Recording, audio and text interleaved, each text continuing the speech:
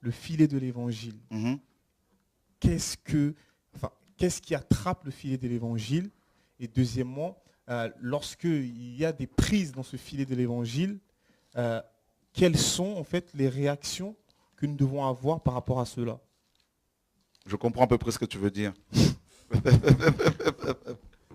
Donc, le royaume de Dieu est comparé à un filet. D'accord? Donc, selon notre Seigneur Yeshua, notre maître, et voilà, un filet, bien sûr, jeté dans la mer. Nous sommes dans Matthieu 13, 47. Nous sommes dans Matthieu 13, 47. Le royaume des cieux est encore semblable à un filet jeté dans la mer et ramassant des poissons de toute espèce. D'accord? Alléluia. Amen. Non, j'aime l'évangile. Ouh. Je crois que Dieu va encore nous éclairer. Et que la religiosité va encore tomber. Alléluia. Donc, c'est pas Shora qui le dit, c'est la parole. Moi, j'aime la parole. Hein, j'aime la parole. Je ne veux pas sortir de la parole. Donc, j'aime la parole. Et parfois, quand on comprend certains versets de la parole, quand on reçoit l'illumination sur ces passages, on peut choquer les gens. Et d'abord, nous, on est choqués et les autres sont choqués. Donc, le royaume est semblable à un filet. Déjà, l'aspect du royaume n'est pas beaucoup compris dans la majorité de nos églises. Parce qu'on nous a plus présenté les bâtiments d'église que le royaume de Dieu. Donc, du coup, quand les poissons de toutes sortes d'espèces viennent dans nos assemblées, dans nos bâtiments, on choisit les espèces qui nous plaisent. Je prends un exemple. Dans un bâtiment d'église, ces chrétiens de cette assemblée sont habitués à manger de la dorade. Maintenant, quand Dieu, parce qu'il a jeté un filet, n'est-ce pas, dans la mer ici, c'est le monde. Quand la Bible parle de la mer, le mot mer ici signifie un monde en désordre. D'accord? Donc, quand Dieu amène maintenant, on va dire, d'autres types de poissons dans cette assemblée, n'est-ce pas? Où tout le monde connaît que le goût de la dorade. Si Dieu maintenant amène du requin, les gens ne voudront pas en manger. Parce que leur palais est habitué, n'est-ce pas, à la dorade depuis leur naissance. Voyez? Et ils vont rejeter d'autres poissons. Parce qu'ils sont formalistes. Parce qu'ils sont légalistes. Parce qu'ils sont pharisiens. Parce qu'ils sont religieux. Alors que quand on comprend le royaume c'est quoi? Le royaume n'est pas limité. Le royaume est étendu. Le royaume n'est pas confiné dans un espace limité. Le royaume, mes amis, est large. Le royaume des cieux est encore semblable à un filet jeté dans la mer et ramassant des poissons de toutes sortes. Donc, c'est un filet qui est obligé de ramasser des poissons de toutes espèces. Voilà. Ça veut dire quoi? Dans une assemblée locale, si les prédicateurs n'ont pas, ou les enfants de Dieu, donc ils fréquentent cette assemblée, n'ont pas l'onction royale,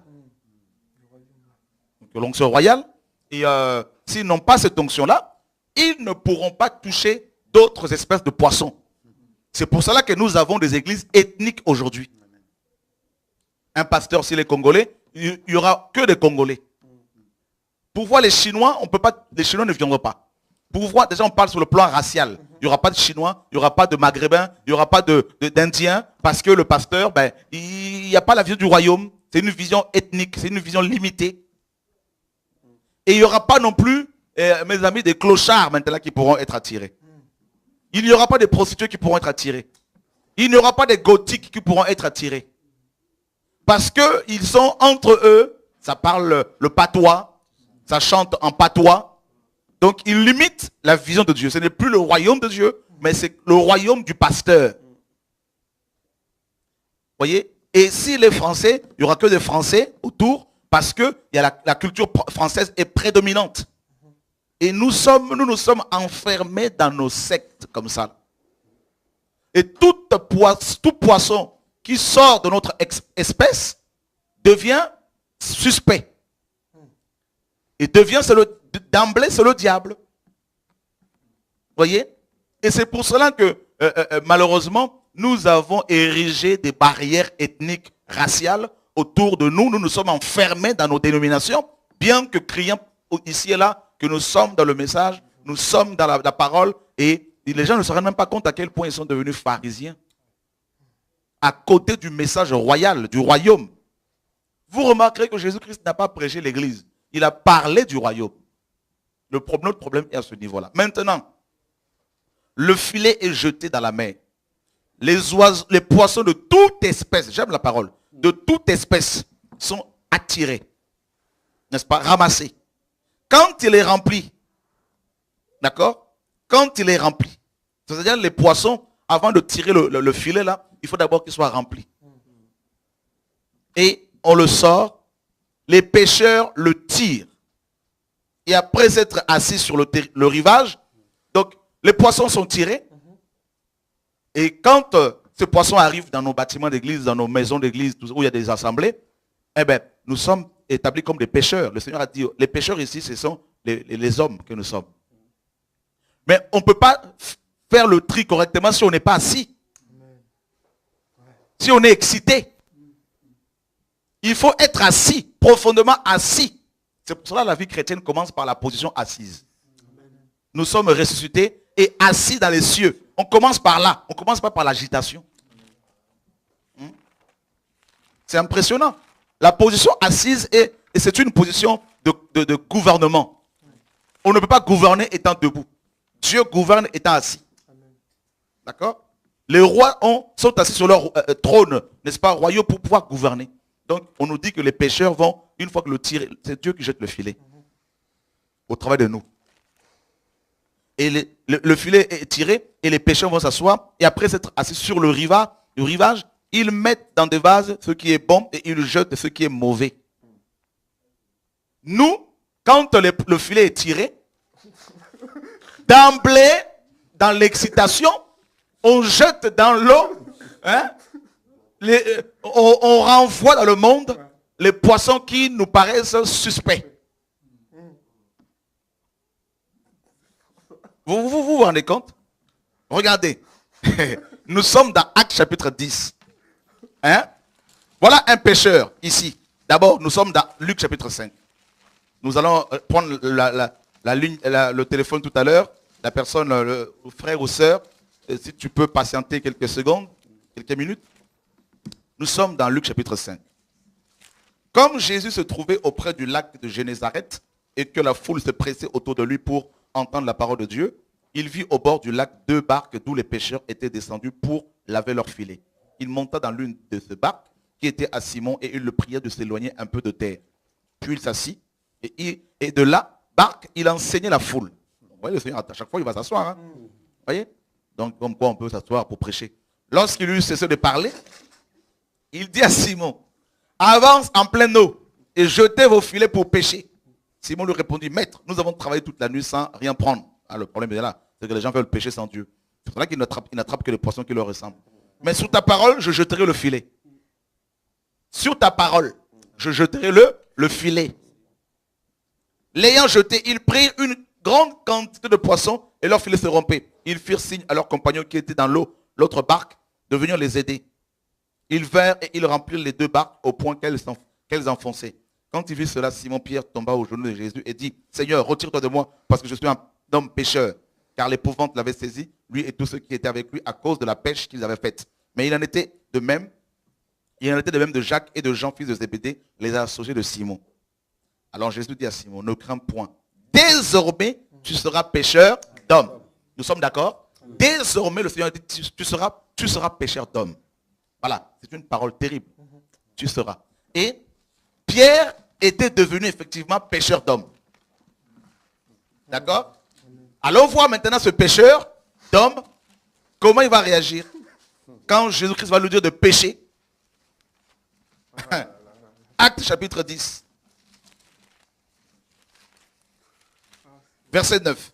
Le lendemain, comme ils étaient en route et qu'ils approchaient de la ville, Pierre monta sur le toit vers la 6e heure pour y prier.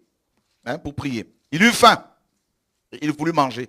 Pendant qu'on lui préparait à manger, il tomba en extase. Il vit le ciel ouvert et un objet semblable à une grande nappe attachée par les 4 coins. Pourquoi les 4 coins? Ça, c'est le royaume. N'est-ce pas? Le nord, le sud, l'est et l'ouest. Le royaume, c'est ça. Voyez? Donc, qui descendait et s'abaissait vers la terre. Cette nappe ne venait pas de la terre. Elle venait du ciel. Et il y avait quoi dedans? Et où se trouvaient tous les quadrupèdes, les reptiles de la terre et les oiseaux du ciel. Il y avait dedans les lézards. Des lézards, des crocodiles, tout ça. Il y avait dedans toutes sortes de serpents, vipères, tout ce que vous voulez. Et ça sortait d'où? Du ciel. Vous vous rendez compte? Là où il y a la gloire de Dieu, là où il y a la sainteté, c'est de là que sortaient tous les animaux impurs. Tout ce qui était le chameau, tout était dedans. Et le chameau était considéré comme un animal impur. Il y avait aussi des corbeaux, tout noirs, dedans. Et le corbeau était un animal impur, il ne fallait pas le consommer. Le chameau également. Tout était dedans. Et ça tombe d'où? Ça ne tombe pas de l'Angleterre où il y a le trône de Satan, soi-disant. Ça ne vient pas de Jérusalem où il y a la grande mosquée. Ça vient du ciel où Dieu règne dans toute sa gloire, sa sainteté. C'est de là que sont sortis les lézards, les margouillards, tout ça là, du ciel. Et une voix lui dit, lève-toi Pierre, tue et mange. Parce qu'il avait faim. Tu as faim du réveil? Tu veux voir Dieu se manifester? Quand tu envoies le poisson, tu le jettes. Religieux. Vous priez pour le réveil. Quand Dieu envoie le réveil, vous commencez à juger les gens selon les apparences. Vous les jetez avec l'eau. Vous le rejetez dans le monde. Au lieu de vous asseoir avec eux, de discuter, de comprendre le pourquoi du comment. Pourquoi vous êtes comme ça? Pourquoi vous êtes comporté comme ça? Pourquoi vous êtes habillé comme ça? Comprendre ces gens pour les aider. D'emblée, vous vous arrêtez sur leurs apparences, vous les lapidez, vous les jetez dans l'eau et vous voulez qu'elle le réveille. Vous n'aurez pas de réveil parce que si Dieu s'était arrêté sur nos apparences, nous ne serions pas sauvés. Voilà les religieux. Vous vous rendez compte? Que Dieu nous délivre. Que nos mentalités religieuses soient brisées. Au nom de Yeshua. Voyez frères et sœurs? Donc là, Pierre a eu faim.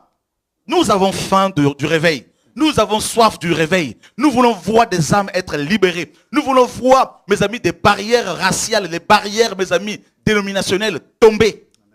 Nous voulons voir des prostituées se tourner vers le Seigneur parce qu'il revient. Nous voulons voir des générations de gothiques quitter le gothisme, quitter la musique gothique, quitter le rock, quitter le rap, venir à Christ. Et on a faim de cela. Quand Dieu commence le filet est rempli, on le tire maintenant, Dieu envoie ces personnes. Et la première réaction que les gens ont, il faut prier pour le frère, il s'égare. Vous avez vu Pierre ici, devant ces animaux impurs? Frère, Pierre, le grand apôtre, ayant reçu l'onction, ayant reçu une connaissance terrible de la parole, il a buté sur frère, sur la nourriture que Dieu lui propose. Hein? Devant un corbeau, Pierre dit, oula, parce que le corbeau là, c'est le gothisme aussi. Là. Vous voyez? Ben oui, les gothiques aiment le corbeau. Le corbeau est tout noir. Dans tout réveil, il y a toujours des corbeaux.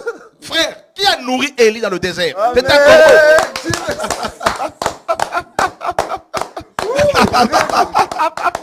Oh Jésus, nous sommes religieux, frères et sœurs.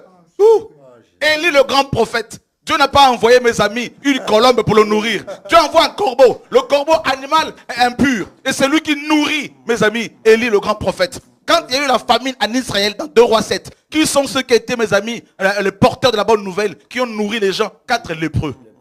Des gens rejetés, religieux. Voilà, une génération de religieux. Les gens, ils pensent, mes amis, faire l'œuvre. En fait, ils ne comprennent rien. Ils ne comprennent ni la parole de Dieu, ni la puissance de Dieu. Et ils veulent le réveil. Voilà pourquoi il n'y a pas le réveil. Parce qu'ils ne comprennent pas que le réveil, c'est des poissons qui sortent du monde. Tels qu'ils sont. Une dorade ne sort pas de la mer pour devenir tout de suite je ne sais pas, un chinchard ou je ne sais pas quoi. La dorade sort dorade. Maintenant, il faut s'asseoir avec la dorade. Voilà. Le problème à ce niveau-là, et là, et le Seigneur dit, lève-toi, tue, parce que tu as faim. Tu veux manger, non? Lève-toi, tue. Voyez? Et regardez Pierre. Non, Seigneur. Religieux. Car je n'ai jamais rien mangé de souillé ni d'impur. Jamais, jamais, jamais, jamais. Non, Seigneur. Et pour la deuxième fois, la voix se fit encore entendre à lui. C'est que Dieu a déclaré pur. Ne le regardez pas comme souillé. Amen. Cela arriva jusqu'à 3 fois. Pierre a résisté 3 fois. Vous avez vu à chaque fois, il y a le chiffre 3 qui revient avec cet homme. 3 fois il a réuni le Seigneur. 3 fois le Seigneur lui dit, même tu, paye mes brebis à chaque fois. Ici, là, 3 fois, il résiste. Il sort des versets de Moïse là-bas certainement. Moïse a dit. Il sort Moïse hors contexte. Ici, là, c'est pas le même contexte. Tu as faim.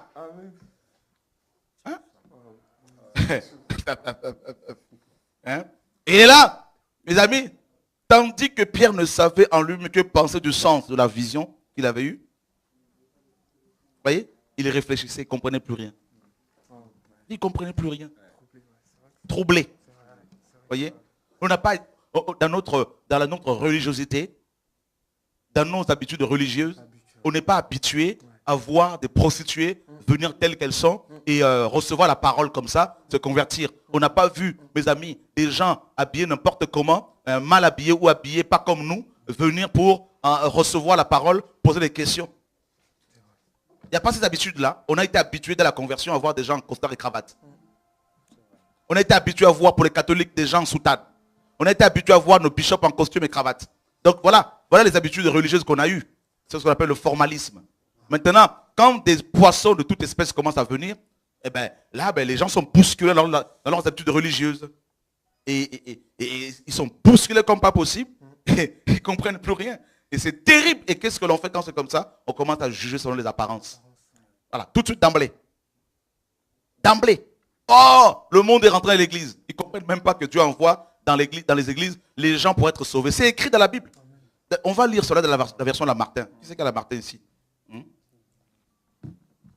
Merci Seigneur. Dieu est bon. Acte chapitre 2, 47. Louant Dieu et se rendant agréable à tout le peuple. Et le Seigneur ajoutait tous les jours à l'église des gens pour être sauvés. Et non qu'il ajoutait des gens qui étaient sauvés. Non. Ça n'a rien à voir. Les gens étaient ajoutés à l'église de Ludo pour être sauvés. Et nous, quand les poissons de toute espèce viennent, on s'arrête sur leurs apparences, on les juge, on leur demande, il faut d'abord qu'ils se taisent et de paraître d'abord comme nous, selon notre conception de l'apparence. Et donc, c'est impressionnant cette religiosité qui ronge nos cœurs religieux, qui nous pourrissent. Alors que là, l'église a été établie pour recevoir les perdus, afin de les sauver, les transformer en des gens qui craignent Dieu. Et nous allons dans la mer, nous voulons depuis le fond des eaux, changer les gens comme nous le souhaitons pour les intégrer dans nos réunions d'assemblée. Et c'est là le problème. Paul dit quoi dans 1 Corinthiens 14 pour appuyer ce que, n'est-ce pas, Luc est en train de dire dans Acte 2 là-bas. Dans 1 Corinthiens 14, qu'est-ce que Paul nous dit? Verset 23. Si donc dans une assemblée de l'église entière, tous parlent en langue et qu'il entre de simples auditeurs ou des non-croyants, ne diront-ils pas que vous êtes tous fous? Donc on comprend que dans les assemblées, des non-croyants peuvent venir. Des simples auditeurs aussi peuvent venir. D'accord? Des gens qui n'ont pas tout saisi, tout compris, qui sont dans une démarche. D'accord? Mais si tous prophétisent et qu'il entre un non-croyant ou un simple auditeur, il est convaincu par tous et il est jugé par tous. Les secrets de son cœur sont dévoilés de sorte que, tombant sur sa face, il adorera Dieu et publiera que Dieu est réellement au milieu de vous. Le problème est là. Les gens viennent tels qu'ils sont. On ne peut pas commencer à juger sur les apparences, à les lapider. On les accueille. On écoute leurs témoignages. On les encourage à persévérer dans la foi avec Jésus. Maintenant, s'il y a des choses à modifier, c'est à nous de faire, parce qu'on est assis avec eux. C'est à nous de faire le travail avec la parole, dans l'amour. Ce n'est pas de rester avec les gens qui sont en costard, cravate comme vous, que vous allez gagner le monde, que vous allez sauver les gens. ce n'est pas en dénonçant de manière charnelle derrière vos ordinateurs, à bien habiller, que vous allez sauver le monde. Alors que vous ne vous approchez même pas de ce poisson pour pouvoir sentir l'odeur du poisson. Un bon pêcheur n'est pas celui qui reste dans son bureau climatisé pour parler ou dans sa villa climatisée pour enseigner, pour dénoncer les autres. Il est là, devant, il est au rivage, il est dans l'œuvre. Il est en contact avec les hommes, avec les poissons. Voyez? C'est ça le message. C'est ça le retour à la parole. Voyez frère? Ce n'est pas en étant derrière son pupitre là-bas pour faire le travail. C'est en étant à côté des âmes, hein, de toute espèce, pardon. Et Paul nous apprend ici que dans les assemblées d'église, ben, des inconvertis qui viennent, des non-croyants qui viennent, des simples auditeurs qui viennent, et s'il y a la prophétie, s'il y a la parole, ceux qui sont en contact avec nous, ils vont être transformés. Maintenant, quand les poissons de toute espèce nous approchent, les chrétiens se disent, oh, il va se perdre, il faut prier pour lui, il se perd. Mais vous n'avez rien compris, les amis, là. Mais c'est ça le principe du pharisaïsme. Le mot pharisien signifie séparé. Ben voilà pourquoi on n'arrive pas à toucher les autres, parce qu'on est tellement séparés. On est tellement séparés et restés entre les bonnes personnes, entre guillemets, qu'on n'arrive pas à toucher les autres. Voilà. Voilà. Et c'est là le problème. C'est terrible cette manière de concevoir l'évangile qui est complètement erronée. Voilà pourquoi il n'y a pas le réveil dans la vie de ces chrétiens, de ces personnes. Il n'y a pas le réveil. Il n'y a pas de conversion authentique. Il n'y a pas de transformation. Nous avons reçu la puissance pour transformer les gens. Voyez? Mais la transformation, il faut s'asseoir avec les gens, il faut parler avec les gens, il faut côtoyer les gens, il faut discuter avec les gens. Voyez? Et quand on revient sur la parabole du royaume, frère, pour finir, et c'est terrible que le Seigneur nous enseigne, qu'il nous délivre, qu'il nous sauve. N'est-ce pas? Et quand on revient sur la parabole, et qu'est-ce qu'on apprend? Encore. Et quand il est rempli, les pêcheurs le tirent. Et après s'être assis sur le rivage, ils mettent dans des vases ce qui est bon. Et ils jettent ce qui est mauvais. Il faut d'abord s'asseoir. D'accord? On s'assoit avec les gens que Dieu attire. On va discuter. S'asseoir, c'est pour discuter. Comprendre, écouter. Le pourquoi du comment. Pourquoi tu fais ça?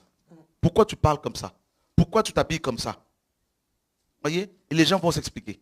Les gens vont s'expliquer. Et ensuite, ici, on nous dit, ils mettent dans des vases maintenant les bons poissons. Et ceux qui ne sont pas bons, ceux qui sont vraiment destinés à retourner à la mer, ils vont retourner à la mer. Et il en sera de même à la fin du monde. Les anges viendront séparer les méchants d'avec les justes. Et ils les jeteront dans la fournaise ardente où il y aura. Ils les jeteront dans la fournaise ardente où il y aura des pleurs et des grincements dedans. Avez-vous compris toutes ces choses? Oui, répondirent-ils. Pierre a répondu oui. Mais dans Acte 10 là-bas, il fait le contraire. Nous devons nous repentir, mes amis. À chaque fois que Dieu nous ouvre les yeux, on grandit. Voyez? Et Pierre a dit oui ici. Hein. Oui, j'ai compris le message de la réforme. Oui, j'ai compris le message du retour à la parole. Tu as compris quoi? Il faut l'humilité. Oui, j'ai tout pigé. J'ai tout pigé. Oui, j'ai tout compris. Tout ça. Attends. Dieu va te mettre devant une circonstance. Il va voir ta réaction. Et là, tu vas te sentir tellement petit en te disant, oh Seigneur, je n'ai rien compris. Pardonne-moi. Sauve-moi. Voyez? Et c'est ça notre maître. D'accord? Le filet est jeté.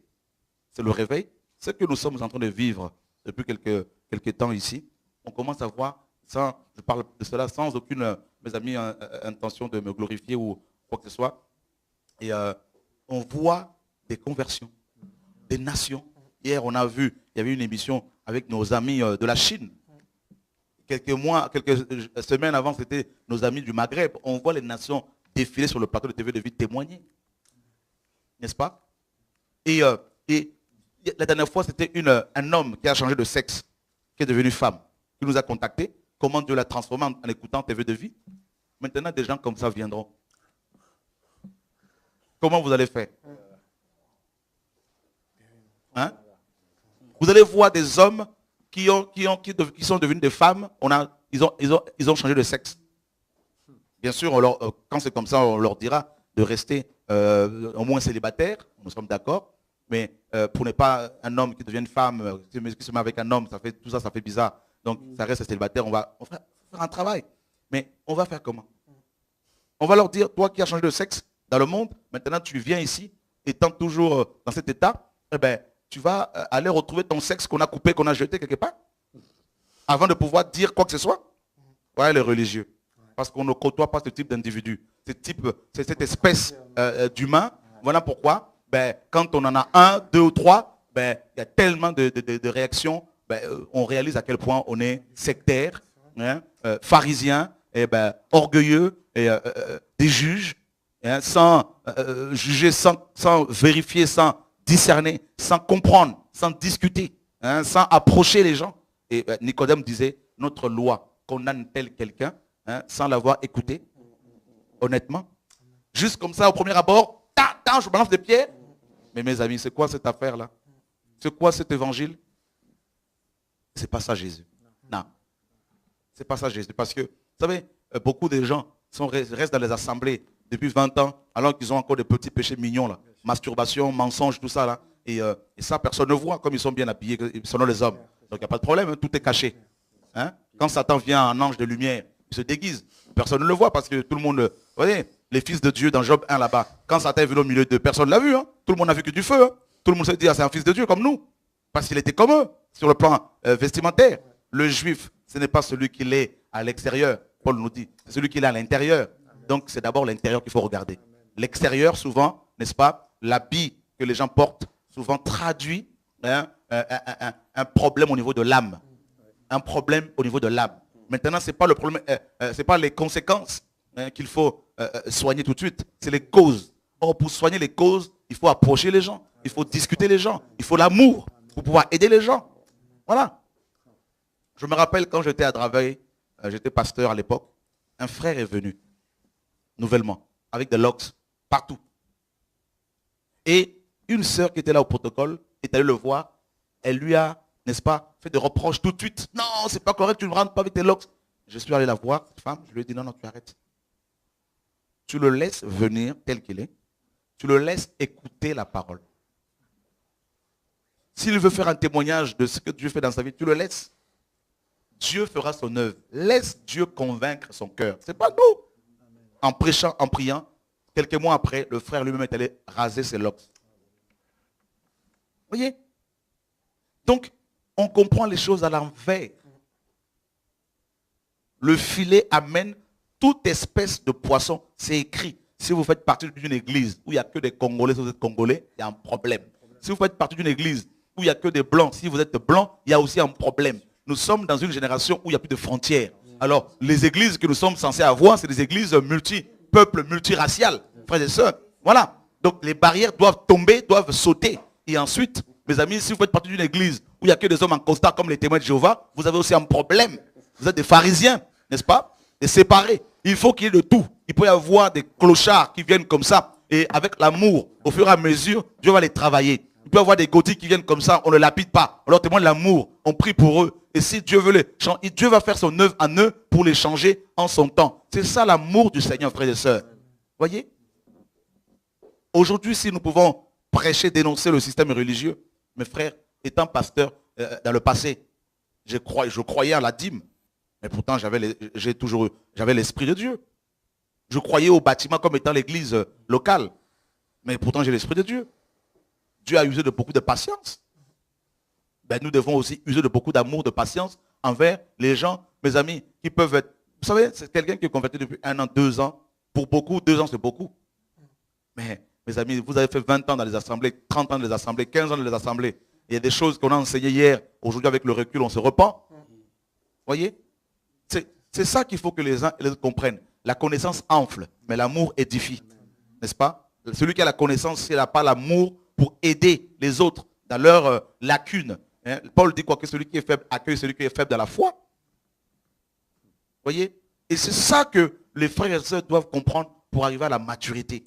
Le réveil amène de tout. Le réveil attire de tout. Maintenant, s'il y a des sorciers qui sont attirés, ceux qui sont destinés au ciel, Dieu va les sauver. Ils vont être sauvés en écoutant la parole, parce que l'église est établie pour ça. Ceux qui sont destinés, qui se sont eux-mêmes destinés à l'enfer, ben ils vont fuir. Parce qu'il est écrit que les méchants ne résistent pas dans l'assemblée des saints. Si la parole dit cela, c'est que dans nos assemblées, il y a aussi des méchants qui viennent. Et c'est ça que chacun doit saisir pour aller plus loin. Le filet est jeté. Mais moi, je dis au Seigneur, et jeté, moi, je dis, Seigneur, que ce réveil, mes amis, s'étende encore, qu'il y ait de tout, hein, qu'il soit attiré. Hein, et maintenant, Dieu fera sa sélection, fera son travail. Et ceux qui sont du Seigneur, vraiment, changeront au fur et à mesure, dans l'amour, dans la paix, au nom de Dieu.